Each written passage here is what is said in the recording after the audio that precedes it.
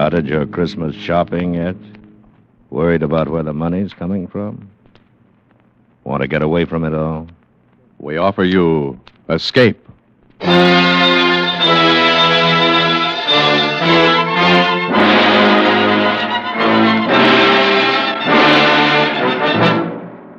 You were seated around a green felt table with a dozen desperate men, waiting for the turn of a card. If it's the ace of spades, you will be next. And you desperately desire the impossible. Escape. Escape. Produced and directed by William N. Robeson, and carefully plotted to free you from the four walls of today for a half hour of high adventure. Tonight we escape to London of the last century. A London of gas lights and hansom cabs. A London where a gentleman still valued his word of honor above his life. A London of which one terrifying incident is recorded by Robert Louis Stevenson in his unforgettable story, The Young Man with the Cream Tarts.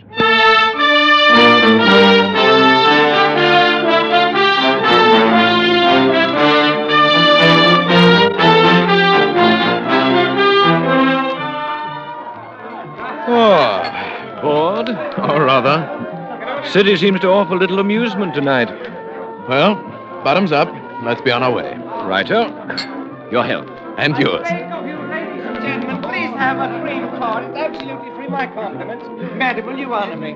Sir, will you honor me? Well, now, what's this? A young man with a tray of cream tarts. He's giving them away. Perhaps one of the turns on the bill. Perhaps. Shall we go? Yes, Sir, let's. I pray you accept this confection, for if you do not, I'm bound to eat it myself. You must be crazy. I was never more sane. You refuse? I do. And there's nothing for it but my 27th tart since 5 o'clock. Now there are but two left. You, sir. Yes? Will you so far honor an entire stranger? It's really excellent pastry. I should know I've eaten enough of them. It is not the nature of a gift that is important, but the spirit in which it is offered. The spirit, sir, is one of mockery. Mockery? And whom do you mock? Myself. However, my purpose at the moment is not confession, but rather distribution of these cream tarts. Won't you and your friend dispose of the last of them? Yes. Yes, on one condition. If my friend and I eat your last two cakes, we shall expect you to join us at supper. Supper? It's a horrible thought. I've already eaten 24 of these pastries. Very well, then we shall omit supper and become better acquainted over a bottle of wine. I'm uncertain whether my repugnance for these two remaining tarts or the attraction of your invitation compels me, but I accept. Excellent. Then let us finish off your pastry and seek a more quiet place. How about Michelle's in Soho? Splendid. Shall we go?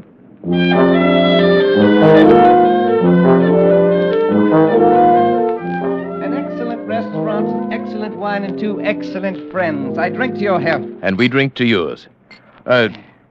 I'm sure you will understand my curiosity, But you are curious. naturally, although I suspect that your story is probably a silly one. Oh, indeed. You may rest assured that we are two of the silliest men in England. My name is Goodall, Theophilus Goodall, and my friend here is Major Alfred Hammersmith. I like you, Mr. Goodall. And you, Major Hammersmith, though I suspect those are not your right names. It is of no importance. Exactly, nor is my name, so I will not divulge it. Although I see no reason why I should deny you my story. It's brief and foolish. Pray tell us then. It's an oft-told tale. A modest fortune which I squandered in the usual ways at cards, the horse races in Paris. Then 2 months ago, I met a young lady exactly suited to my taste in mind and body. My heart melted. I was in love too late. Yesterday, my solicitor warned me that I had but £100 left in the world. 40 of these I used last night for a special purpose, and I have agreeably spent the day disposing of the remaining £60 in as foolish a manner as I could devise. And the future? The future has been taken care of by the £40. Is it not odd that we three should have met by the merest accident in so large a wilderness as London and be so nearly in the same condition? Yes. Major Hammersmith, I was thinking the very same thing. What's this? Are you two also ruined? Is this bottle of excellent wine the last folly, like my cream tarts? Very nearly so. I'm perhaps a week behind you. I still have a few banknotes in my wallet, however. Here now, this bill will take care of the bottle of wine, and the others I throw into the fire. Oh, no. You shouldn't have burned all of them. You should have kept £40. £40? Why? Why not 50 or 70? For to my certain knowledge, there were more than 100 in his wallet. It was only just 40 pounds he needed. But without them, there is no admission. The rule is strict. What do you mean? I have not yet completely emptied my pocketbook. You are not fooling me. You are indeed ruined men, like me. Oh, indeed. Could you muster 80 pounds between you? Well, let me look in my wallet. Yes, 80 and a little over. Then you're indeed most fortunate. 40 pounds each is the initiation fee of the Suicide Club. The Suicide Club? What the devil is that? The Suicide Club is death's private door. It's the ultimate convenience in our modern world. It exists for unfortunates like us. Those to whom the painful agony of corrosive poison is distasteful. For those whose courage fails them when the cold muzzle chills the forehead. For those whose fear of drowning is greater than their compulsion to die. For these sensitive misfits, the Suicide Club ranges every detail. If you're truly tired of life, I will introduce you tonight to a meeting, and I can assure you that within the week you will be relieved of the burden of living. What do you say? It's more serious than a cream tart, and I suspect more palatable. More serious, certainly. So I wonder if you would give Mr. Goodall and me 5 minutes alone to discuss it. Certainly. I shall wait outside. Your Highness, this adventure must stop here. Nonsense, Colonel Geraldine. I propose to see this through. See it through to what? Death? You forget your obligations, not only to yourself, but to your country. Prince Florizel of Bohemia cannot risk... Tonight I am plain Mr. Godard, and so I propose to remain. And please remember, Colonel Geraldine, under no circumstances are you to betray my incognito. But, Your Highness... We have survived graver adventures than this one promises to be. And now, Colonel Geraldine, let us pay our bill and accompany our young wastrel to death's private door.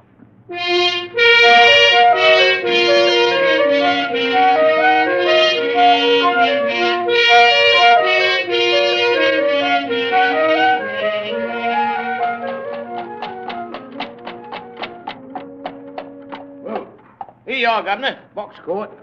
Gentlemen, we have arrived. Here you are, cabby. Keep the change. Oh, thank you, sir.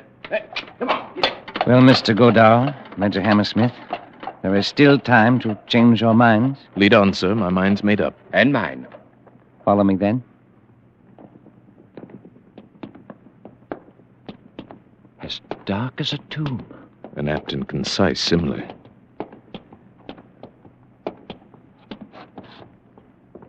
Here we are, gentlemen, at death's private door. Shall we enter? Pray, let's.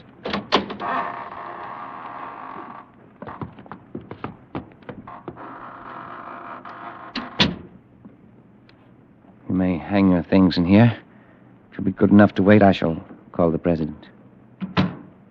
Of all our follies, this is the wildest and most dangerous. I'm beginning to believe you're right.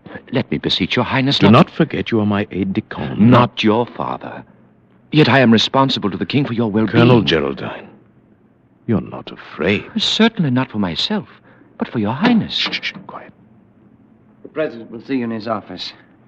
I have vouched for you, but you must give him honest answers. The indiscretion of a single member might lead to the dispersion of the society forever. He can't afford to take that risk. Follow me. In here. He's waiting for you. Good evening. I am told that you wish to speak to me. We have a desire, sir, to join the Suicide Club.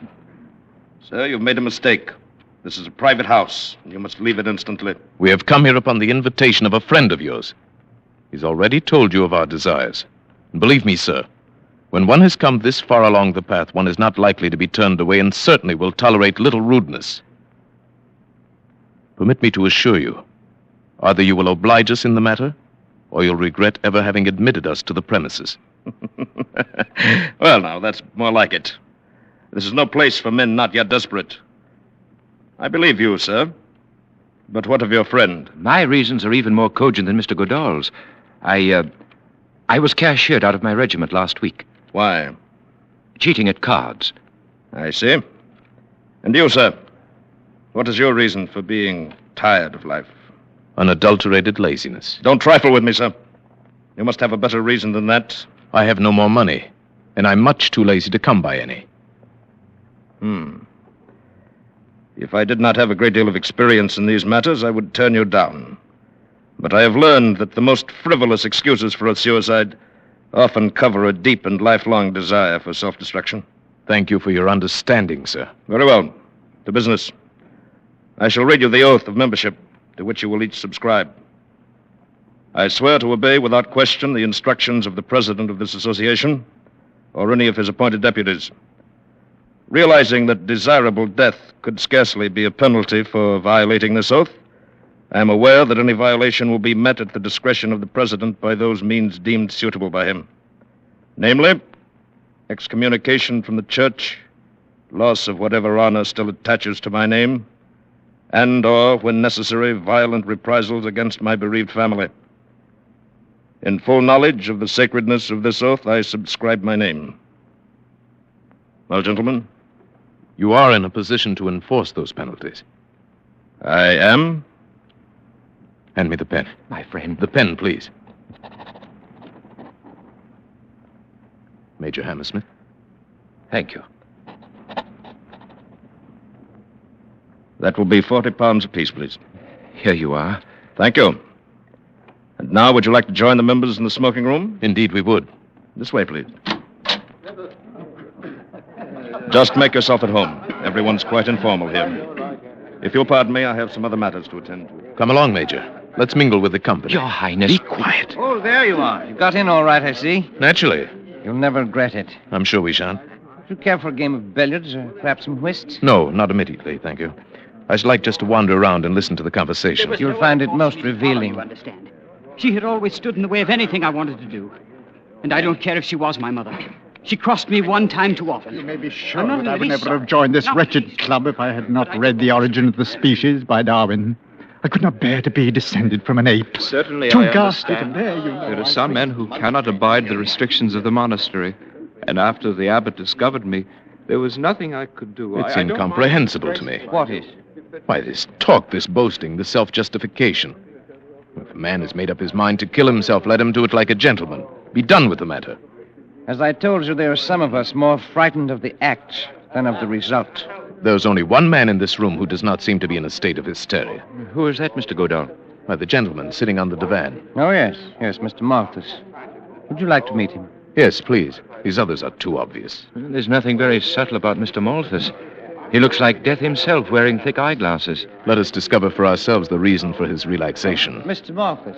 I should like to present two new members, Mr. Godall and Major Hammersmith. How do you do, gentlemen? How do you do, Mr. It's a pleasure, sir. Won't you sit down? Well, Newcomers. Newcomers. I envy you the novelty of your first visit. You will learn to relish it if you're spared. Why, my dear sir, this club, gentlemen, is the temple of intoxication. If my health would permit it, you may be sure I would be here more often. For this is my last dissipation. Believe me, sir, I have tried them all the vices. Yes. People trifle with love and ignorantly call it man's most powerful passion. Nonsense, sir, nonsense. Fear. Fear is the strongest passion. It is fear that you must trifle with if you wish to taste the intense joys of living. Envy me, sir. Envy me. I am a coward. How, sir, is the excitement so artfully prolonged? Oh, of course. I must tell you how the victim for every evening is selected, as well as the member who is to be death's high priest for the occasion. Great heavens.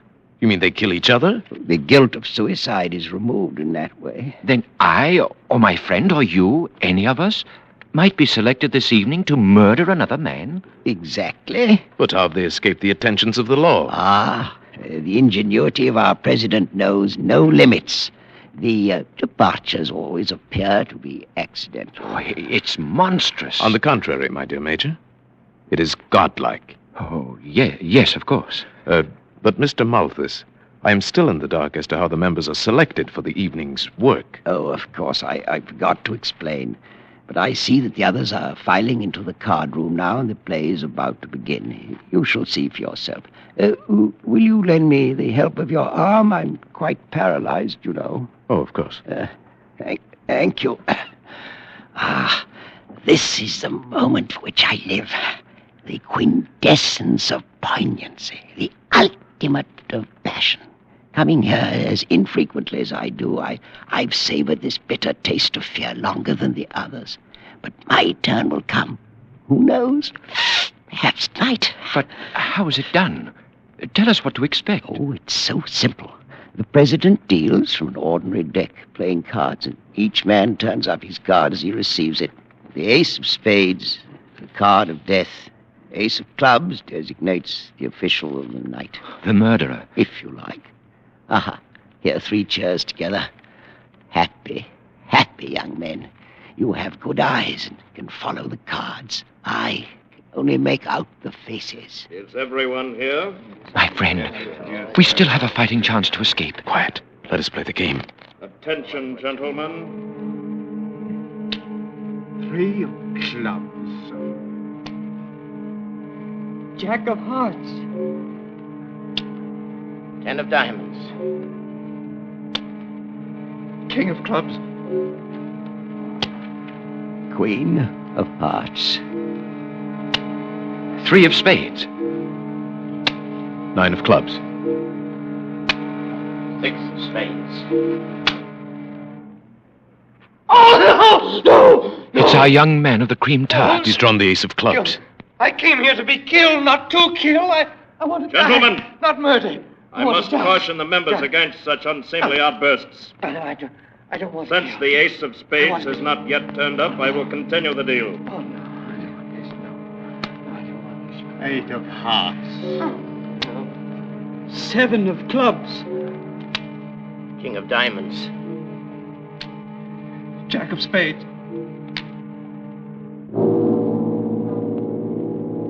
Ace of spades. Mr. Malthus.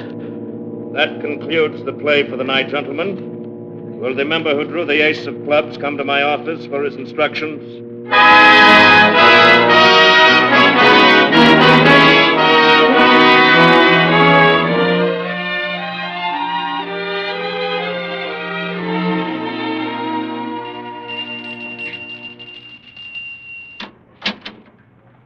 Did your highness ring?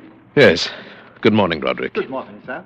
Oh, I shall have my breakfast in bed this morning. Yes, your highness. And Colonel Geraldine has been waiting for you to awaken. Oh, very well. Show him in. Thank you, your highness. Colonel, his highness will see you now. Good morning, Geraldine. Sleep well? Not too well. Did I dream it, or were we initiated into the suicide club last night? Seems like a nightmare. It was a nightmare, but you didn't dream it. Here, look at this, the morning paper. Huh? Melancholy accident. This morning, about 2 o'clock, Mr. Bartholomew Malthus of 16 Chepstow Place, Westbourne Grove, on his way home from a party at a friend's house, fell off the upper parapet in Trafalgar Square, fracturing his skull. Death was instantaneous. Mr. Malthus, accompanied by a friend, was engaged in looking for a cab at the time If ever a soul went straight to hell, it was that poor paralytic. Yes, at least he's dead and out of it. But think of our young man of the cream tarts. Last night that lad was as innocent as you and I. This morning he is a murderer. Well, thank heavens we're safely out of it. Are we? Oh, no. You're not going to return. I must. You are infected with a passion of fear just as poor Malthus was. Perhaps. Whatever it is. Tonight, once more, we take our places at the table of the Suicide Club.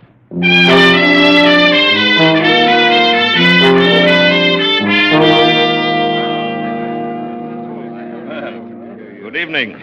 Good evening, Mr. Godot. Back again to try your luck? Yes, indeed. And Major Hammersmith? Good evening. You are to be congratulated, sir, on the matter of Mr. Malthus. Very neatly handled. Thank you. But I shall miss poor old Malthy. He was a man I could talk to. Yes, your bereavement must weigh heavily upon you. Indeed it does, sir. But then it's all in the game. And now, you will pardon me, we will sit down to play directly. The fiend. The foul fiend of hell. Steady, my friend. Once more, let me plead with you. Leave this evil house before it's too late. You're very tiresome tonight. Oh, here's our young friend of the cream tarts. Good evening, old chap. Oh, Mr. Goodall, Major Hammersmith. Oh, how I wish I'd never brought you to this infamous place. Oh, leave. Leave while your hands are still clean. But our oath. We could not go back upon our oath. Well, renounce it. Forget everything. Let them do their worst, but leave. Leave before it's too late. Hey, if you could have heard the old man scream as I pushed him from the parapet, the crunch of his brittle bones as he thudded to the pavement. Yes, I perceive the dealing is about to begin. Shall we go in? Yeah. Mr. Goodall, if you have any kindness in your soul, wish the ace of spades for me tonight. There's nothing left for me but to die. Attention, gentlemen. 3 of hearts. Queen of spades. Ace of diamonds.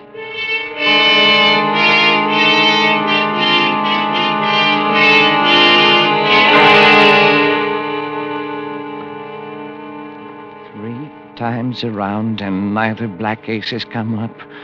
We are just 13 at the table. This fourth round. This will tell the tale. And I am next to last.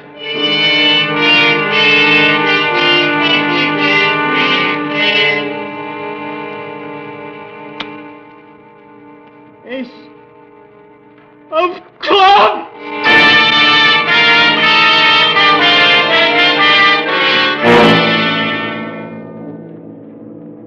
Only 4 more cards. King of spades.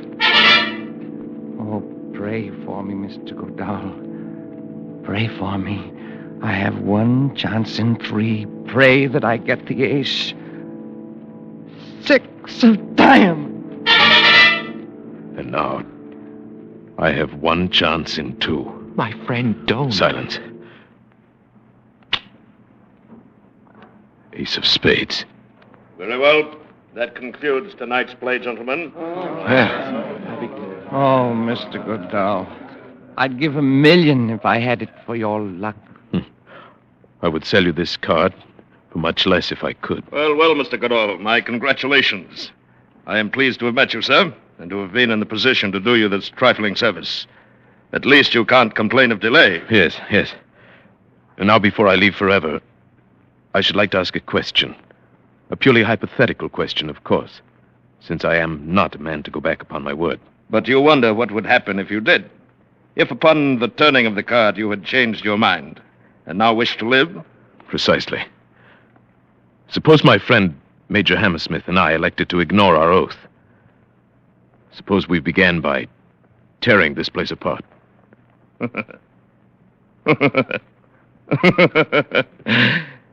You wouldn't even get started. The guests themselves are desperate men, but if they did not stop you, the servants, who are even more desperate, would. You would never leave this house alive. I see. Well, it was purely an academic question. Naturally. Very well, then. What are my instructions? You will proceed along the Strand in the direction of the city, on the left-hand pavement, until you come upon a black carriage with drawn curtains. In this carriage will be the member who has tonight drawn the ace of clubs. My executioner. Your collaborator in suicide. You will enter the carriage, and he will continue your instructions. Please have the kindness to obey him in every detail. The authority of the club is vested in his person for the night. I wish you a pleasant walk. Thank you. But first I must say farewell to my friend, Major Hammersmith. I regret that is strictly against the rules. No farewells. Too disturbing for the still living members. You will leave through this side door to the workroom. But I must have We won't have any trouble now, will we, Mr. Goodall? No. No, of course not. Your coat? And hat? Your stick? Thank you. Again, Mr. Goodall. A most pleasant walk. Death's private door.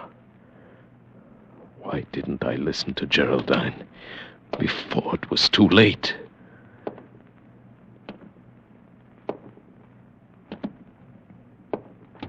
All right. What is this? My instructions are to meet the coach in the Strand. You'll take this coach right now. Get in Go with with me. All right. Take this one away. Your Highness will pardon the violation of his person. Geraldine. Oh, my friend. It was quite necessary under the circumstances. As soon as you turned up the ace of spades, I slipped out of the house to prepare for your escape. But how did you manage it? When I realized I could not dissuade you from attending the club tonight, I retained the services of a certain capable and reliable private detective. But His secrecy has been bought and paid for. His men are now raiding the suicide club. The members will be removed to your townhouse, where it remains for you to pass judgment upon them. That I will gladly do, and with the utmost dispatch.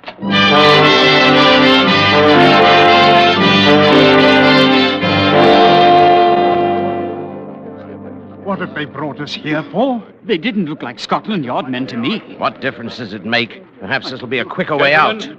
Gentlemen, Why, that's my friend, Major Hammersmith. His Royal Highness, Prince Florizel of Bohemia. That's Mr. Godot. Always thought there was something odd about those two. Gentlemen, tonight we have removed you from a house of death to a house of life and hope. Those of you who have come to your present condition through lack of fortune will receive employment and remuneration from my treasury. Those who have been driven to this unnatural solution of their problems by the agonies of guilt must find amnesty from a power greater than mine. Power that eternally promises the forgiveness of sins, no matter how grievous. Only one of you is truly evil, and him I shall deal with myself. Where is he? Where is the president of the club? Colonel Geraldine. Why, he should be here, Your Highness. Begging your Highness pardon. Who's this man, Geraldine? The chief of the detectives. Yes? What is it? Was you referring to the sallow chap with the side whiskers and the black suit? Yes, that's the one. The president of the suicide club. Where is he? He ain't here. Why not? Well, when we broke into the little office down there at the club, we found him sprawled over the desk with a little empty bottle in his hand. He'd committed suicide.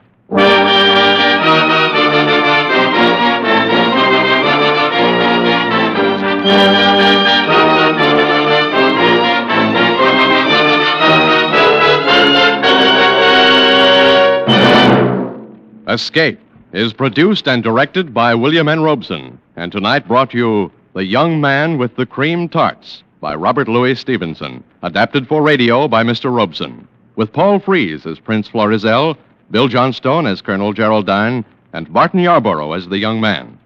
The special musical score was conceived and conducted by Cy Feuer. Next week,